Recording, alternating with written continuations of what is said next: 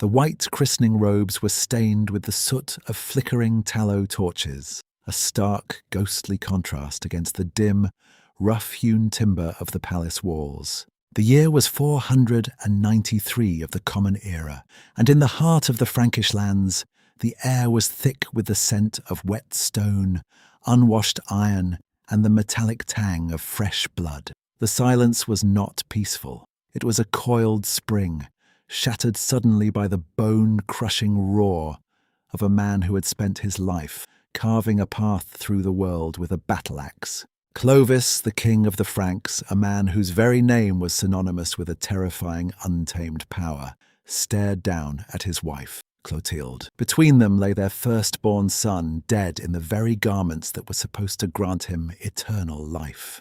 For Clovis, this was not just a father's grief, it was a tactical catastrophe. He had played a high-stakes game with a new, foreign god, and he felt he had been swindled. His old gods, the gods of the thunder, the oak, and the blood-soaked sword, demanded strength. But this new deity of his wife seemed to offer only the fragility of the grave. At that moment, the entire future of the Western world was balanced on the edge of a razor. One wrong word from Clotilde, one flicker of fear, and the experiment of a Christian Europe would have ended right there in a spray of royal fury. But Clotilde did not flinch. She did not wail or beg for mercy like the conquered women Clovis was used to.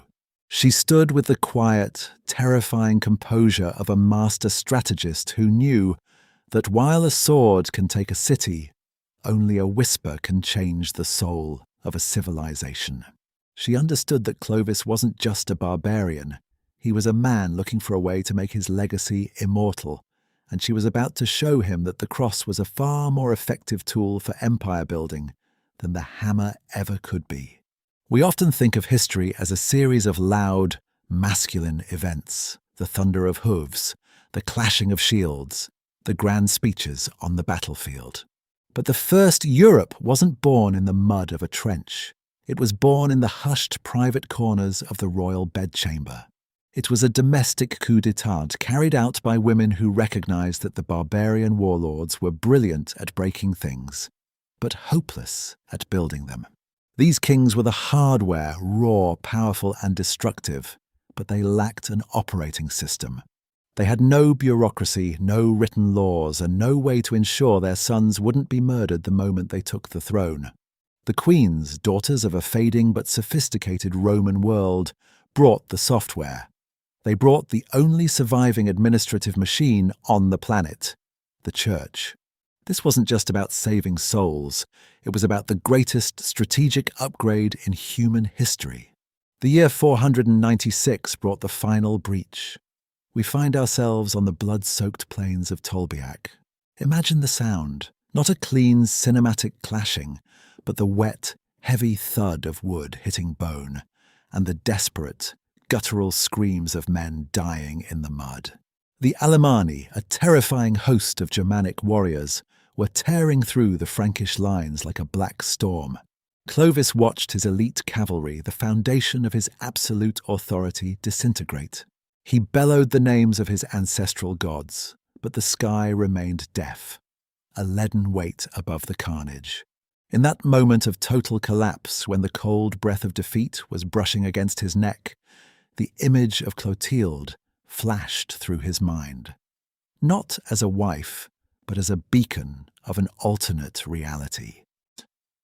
He cast aside his shattered shield, threw his blood-stained hands towards the clouds, and made a deal that would redraw every map in the West. He promised that if the god of his wife granted him a miracle, he would renounce his idols and accept the holy water. The wind shifted with a sudden, violent intensity. The Franks, galvanized by the desperate cry of their king, surged forward in a counterattack that defied all logic. By sunset, the sun illuminated a field blanketed with the fallen enemy. Clovis had survived, but the old world of the wandering warband died that day. On Christmas Day in the year 496, in the Grand Cathedral of Reims, the king of the Franks walked towards the baptismal font. He smelled of wood smoke and old iron, but as the water touched his brow, he claimed a divine legitimacy that no sword could ever provide. He wasn't just a tribal leader anymore, he was a king by the grace of God, backed by a class of literate men who could write down his laws and manage his taxes. Clotilde stood in the shadows of the stone pillars, watching her nighttime whispers finally grow into the triumphant voice of a new empire. Now, shift your gaze north, across the grey, churning waters of the English Channel. The year is 597. Britain is a shattered mirror of its Roman past, a jagged landscape of warring Jutes, Angles, and Saxons who ruled by the law of the spear. The great stone villas were crumbling ruins, and the Roman roads were being swallowed by the forest. Into this damp world of pagan shadows walked Bertha, a princess of the Frankish line and granddaughter of Clotilde. She had been sent to wed Ethelbert, the King of Kent, but she didn't arrive as a submissive bride. She arrived as the silent architect of a cultural reconquest. She brought with her a chaplain, a man named Bishop Liudhard, who was essentially the first covert operative of a resurrected Roman world. Ethelbert likely thought he was getting a prestigious diplomatic prize. But Bertha was playing a much longer game. She didn't argue theology in the mead hall. She practiced a form of sensory seduction. She took the ruins of a Roman funerary chapel on the outskirts of Canterbury and restored its walls. For the first time in 2 centuries, the sound of a church bell rang out across the Kentish countryside. Within those walls, she surrounded herself with the measured cadence of Latin chant and the scent of Mediterranean incense. She made the Christian faith synonymous with the power, literacy, and sophistication of a lost, golden age. Her husband, watching his wife navigate the complexities of governance with a grace that far surpassed his own warriors, began to see his own gods as symbols of a localized, limited existence. Bertha had successfully demonstrated that the cross was not a symbol of weakness, but a key to a vast, interconnected European network of trade and law. Her quiet persistence turned a pagan stronghold into the cradle of English Christianity, proving that the most enduring empires are often whispered into existence in the corners of a king's house. But if you want to see the ultimate masterclass in diplomatic chess, we must travel to the year 945, to the heights of Kyiv. The Russes were caught in a violent transition between the blood-soaked traditions of the forest and the shimmering promise of Byzantine order. At the center of the storm was Olga of Kyiv, a woman whose name was already written in the ashes of the Drevlian tribes she had decimated in revenge for her husband's murder. She was a sovereign of iron and shadow, but as she looked out over the Dnieper River, she realized a fundamental truth. A kingdom built solely on the edge of a sword is a kingdom that will eventually bleed out. She needed the armor of civilization. She sailed for Constantinople, the city of gold and incense the Rus called Tsargrad. Imagine her standing within the staggering, light-filled expanse of the Hagia Sophia, a figure of stark northern defiance surrounded by the suffocating opulence of an empire that viewed all outsiders as clever barbarians. Emperor Constantine VII, a man who prided himself on his mastery of court ritual, saw Olga as a strategic prize.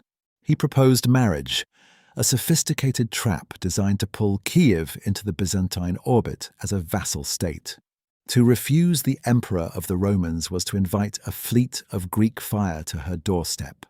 To accept was to sign away her people's independence.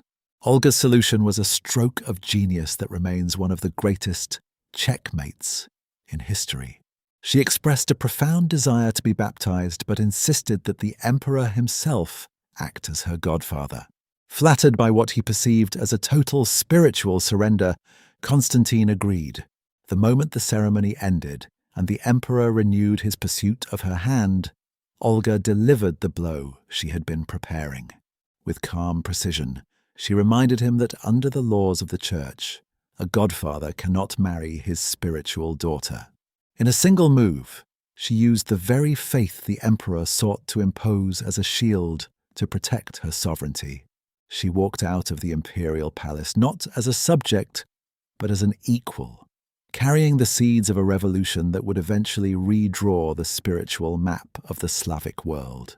What was the common thread in these stories?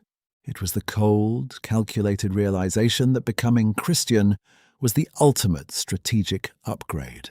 While the barbarian kings were busy measuring power by the weight of plundered gold, their queens were looking at a map of the future. Christianity brought with it a professional civil service. It brought monks and bishops who carried the institutional memory of Roman bureaucracy. These were the men who could draft land grants, codify tribal customs into written laws, and establish the tax systems necessary to support a permanent state rather than a temporary camp. By the year 1000, the once wild frontiers of Europe had been transformed into a network of sovereign states, not because the barbarian heart had softened, but because the barbarian mind had realized that legitimacy was a more potent weapon than iron. The Church provided a universal language and a shared set of rules that allowed a king in the foggy marshes of England to speak the same political dialect as a ruler in the sun-drenched plains of Iberia. This was the Europeanization of Europe. But history is a jagged line, not a smooth one. Just as this first Europe reached its zenith, it faced the ultimate stress test, the year 1347. Imagine the silence, not the quiet of a palace, but the terrifying, hollow silence of a village where no one is left to scream. The Black Death arrived like an unholy apocalypse, wiping out approximately 1/3 of the population. For a moment it seemed the social fabric would unravel completely. Yet within that darkness the final transformation began. As the population plummeted, the value of a single pair of hands skyrocketed. The surviving peasants realized they held the ultimate bargaining chip, and the old feudal machine began to seize up. Out of this chaos emerged a hunger for innovation that would have seemed like sorcery to the early kings. By the middle of the 15th century, the world witnessed the birth of technologies that shattered the old monopolies. The printing press, perfected around 1440, allowed ideas to spread with a speed no bishop could contain. Simultaneously, the introduction of gunpowder changed the nature of power forever. The bravest knight, armored in the finest steel, could now be brought down by a simple infantryman from a distance. The fortified stone castle became a crumbling relic. The final act of this 1,000-year journey occurred in the year 1492. Christopher Columbus turned his gaze westward, but he wasn't acting alone. Behind him stood Queen Isabella of Spain, a woman who had just finished the centuries-long struggle of the Reconquista and was looking for a new horizon. That voyage marked the moment Europe ceased to be a localized culture and began its ascent as a global hegemon. By the year 1500, the foundations were complete. The synthesis of Roman law, Christian ethics, and Germanic energy had survived every famine, every invasion, and every plague to create a world of unprecedented dynamism. We are the direct heirs of this story. Our modern concepts of the individual, the state, and the global economy were forged in the fires of the medieval experience. The whispers of the queens, the strategies of the kings, and the resilience of the common people all converged to create the world we inhabit today. The story of how Europe was born is the story of how we became who we are, proving that even in the darkest of ages, the light of human ingenuity and the drive for a better future can never truly be extinguished. It is a reminder that the most impenetrable fortresses are not made of stone, but of the sharp, unwavering intellect of those who know how to turn the rules of the world to their advantage.